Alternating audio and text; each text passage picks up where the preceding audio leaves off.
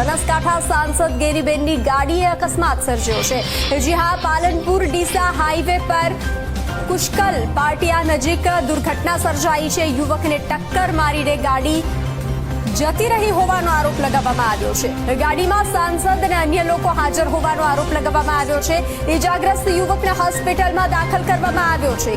એમાં ગાડી હતી ગેનીબેનની, એમાં પોતે ગેનીબેન પણ હતા। એમાં મારા ભાઈને એક્સિડન્ટ થયો હતો, એ ટક્કર મારીને બેહોશ થઈ ગયો। 3 કલાક જેવો હોશમાં હતો।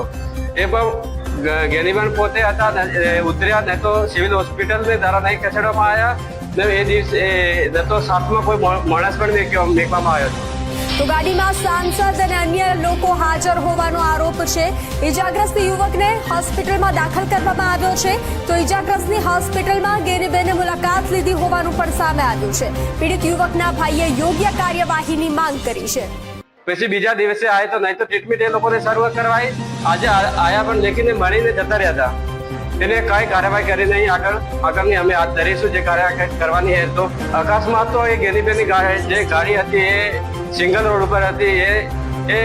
એને બેદરકારીના કારણે અકસ્માત સર્જાયો હોય એ અમે જોઈ તો છોકરાને પણ વિડીયો પણ બનાવ્યો। ગેનીબેને વિડીયો પણ એ લોકોને ડિલીટ કરાયા, ફોટા પણ ડિલીટ કરાયા ઉતરીને, એવું કહેવામાં આવે છે।